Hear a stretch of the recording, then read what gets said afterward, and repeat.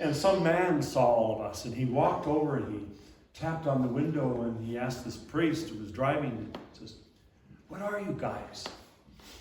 And this priest, after he took the window down, he said, "We're Russian Orthodox priests." And then the window went back up. No further comment. And he did it with a scowl on his face like, "Who are you to bother us?" And that just made me sick. Because that's not what Orthodoxy is about. That's not what Christian faith is about. It's about being people of joy. And together we are all part of that same nation. And I want to be like Bishop Nektari. I don't want to be stuffy. I don't want to be somebody that I have to show. Interestingly enough, when I was on Mount Athos in 1989. And one of the fears of actually becoming an Orthodox monk was I had this image of Orthodox monks as what we call the great unwashed. I mean, it was though they never bathed, and it was not true. I didn't smell any bad smells on the Holy Mountain, except one old man who was in his 90s and he was incontinent, it wasn't his fault. But every monastery was pristine and clean, and the food was wonderful. This is, it was this bad image of Orthodoxy that was sort of perpetrated out there by who knows who. But this is not the case. So I look at what Orthodoxy is for us as a community of faithful, who are part of the same nation. This is our true home. So I'm not really an American. I'm an Orthodox Christian. This is who I am. And so I don't care what nation you are from. I don't care what ethnic background you have. I don't care if you're direct descendant of Queen Victoria or my grandmother's neighbor who mowed lawns. I don't care. That doesn't matter. What matters is who dwells in us. My late spiritual father, Archimandrite Dimitri of Santa Rosa, we have now icons out on him. You can actually buy them on our website, vashonmonks.com. And Blessed Dimitri, I'm sure at some point in the future, will be glorified as a saint of the Orthodox Church. And there are some big names, including Archbishop Kirill of San Francisco and Metropolitan Jonah, who believed that as well and knew it. So, when I first heard about him, I heard that there was this saint, living saint, this holy man living at the Kazan Skid in Santa Rosa, a women's monastery. So when I finally decided that I had to be Orthodox, which was my second experience going into Holy Virgin Joy of All Who Sorrow Cathedral in San Francisco, and that was when I began my journey with having a personal relationship with St. John, because I used to visit his reliquary in the crypt church down below before he was glorified formally as a saint. He was Blessed John at the time. And so I wasn't even Orthodox, but I felt this, I was being drawn into this from my former position as a therapist and a teacher. And when I made the decision that I had to be Orthodox, I also made the decision that I had to be a monk. My poor mother. When I first went home and told Mom and Dad that I'm no longer going to be a student at Concordia, I'm switching over to a small rural college in Oregon. And of course, this rural college was a college full of poets and artists and hippies. And so all of a sudden, my hair started growing long.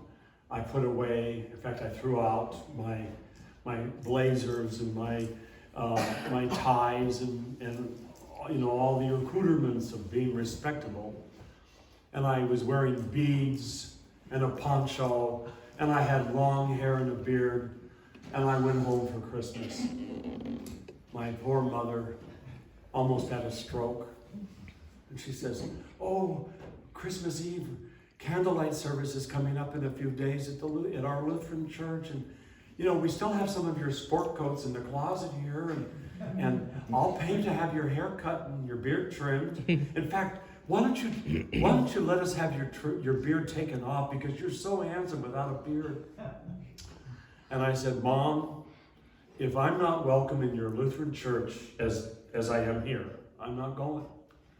So they all went to the Lutheran church for the candlelight service, bless their hearts. And I didn't. And that was the beginning of my formal exodus from Christianity. And imagine my joy when I found that I could actually be a respectable Orthodox Christian monk with long hair and a beard. Can you relate to that, John Michael? Amen. Yes, you can. And so, as I continued on with this journey, I decided, I met some monks, and I decided I had to be a monk. And I had exactly a month and a half left before I was on a sabbatical, and I had to let the school, the college, and the clinic know that I'm not returning. And my mother, when she saw me as a monk for the first time, and I remember her mumbling audibly, "Oh dear, it's the 60s again." She said, "Just like the 60s, you're dressing weirdly, you have your long hair and beard back, you smell of incense." And I was patchouli oil in the 60s, now it's incense. And you're wearing things around your neck. And so that was really the beginning of a transformation that took place. And the one thing about religious life that really attracted me is that I could wear my religion on my sleeve, so to speak. A number of years ago, the New York Times declared that Seattle has the most self-declared atheists in the entire country. And whenever I was telling Father Moses as we were driving from the hotel, that whenever I find myself in downtown Seattle around noon, and all these high-tech buildings, are emptying with all their people that are making more money in a month than I ever made in a year. And they're all wearing blue jeans and plaid shirts. By the way, you're dressed like somebody from Seattle, both of you. Yeah, this is the Seattle look, the grunge look. Right. And it doesn't matter how much money you make. You could wear Brooks Brothers suits, a different one every single day with the money you're making, but you still are dressing like this, which is fine. But there's no older people there. You don't see guys in their 40s or 50s, and you don't see many women. It's mostly high-tech guys in their 20s. And then I just read recently where there is a surge of older men in their 40s and 50s having facelifts and dyeing their hair to try to look younger so they can keep their jobs. Recently, I drove into Seattle, and some of you know that I had been attacked by a homeless man and sucker punched while I was gassing up at a service station. And this is a number of months ago, and I was knocked to the ground. I couldn't get up. The police came. The guy had already left. Stupidly had gone into the convenience store and didn't buy anything, stole something and left, so they had a good look at a close-up of him. So they finally found him. And I was interviewed by 3 or 4 television stations. And in every case, I said, I forgive him. And I want to go visit him when they catch him. I want to go to the jail. And I want to be in the jail by myself with him. I'm not afraid of jails because I put 8 years as a volunteer prison chaplain in Monroe, Washington, in 3 of the state prisons, including the big house where we had murderers. So I was used to being around prisoners, and I knew I could sit in a jail cell with this guy. But I wanted to tell him personally, why did you do this, first of all? And I want you to know I forgive you. And so this whole exchange happened. They finally found the guy. But as I'm driving past this massive homeless camp near the waterfront in Seattle, I found myself realizing that I'm still afraid of homeless people. And I don't want to be. So I parked my car and walked back a block.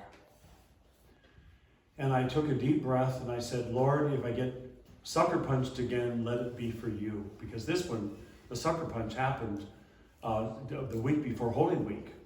So it seemed that the timing was perfect. So I walked into this homeless camp, and there's this tent there, raggedy old tent. And there was a guy who looked like he was about 50, sitting there in a broken down little chair in front of the tent. So I went up to him and I knelt down and I said, I just want to know your story. Do you mind my asking? And the man burst into tears. And he said, you are the first person that has spoken to me. Everyone else diverts their eyes. When I'm out spare changing, for money that I desperately need to feed myself, some people will drop money in a basket, but they won't even look at me. Other people walk by like I'm invisible. He says, but I should understand that. And I do, because I was there. He said, I used to live in a high-end condo. And I was I think he said he was a tech engineer or something like that, but he was in the tech industry. And he says, and I got laid off. And I couldn't find another job because I'm too old. At 50, I'm old. And here I am. I never believed that I would be in a place like this. And then you came and you spoke to me. And I said, are there any people here with kids? And he said, well, there's a couple back there, back deep into the encampment that have a 10-year-old boy. And I said, would you mind if I went to meet them? And he said, sure, Father, come on, and I'll take you. So we went back there, and there was a couple who were in their 20s, and they had a 10-year-old son. And the man immediately said to me, I'm so ashamed that here I have this wonderful son, and this is the life I'm giving him. We're in a homeless camp. And then he said, my wife and I both of us have a drug problem. And we both have an alcohol problem. And he said, I don't want to do this. I don't want to do this. But he said, to be honest with you, the only time I'm ever happy or don't feel the pain of where we are is when I'm stoned or drunk. It's the only time. And yes, we can say of the vast numbers of, especially it seems on the West Coast, of these homeless encampments. San Francisco is unbelievable. Los Angeles, Hollywood even, unbelievable. Seattle, you can't go anywhere without seeing huge groups of homeless tents. And why? Well, the easy thing to dismiss is, oh, well, they're a bunch of drug addicts. Well, why are some of them drug addicts? Wouldn't you be too if you had so much pain and suffering going on in your heart that the only way you could cover it up would be with drugs or alcohol? We can't allow this to happen. And yet we are allowing it to happen. And we have become a nation of oligarchs. That, you know, the few 1.2% or whatever it is, that have most of the money of the world. What are they doing with it? The guy that owns Amazon, which is headquartered in Seattle, makes me sick.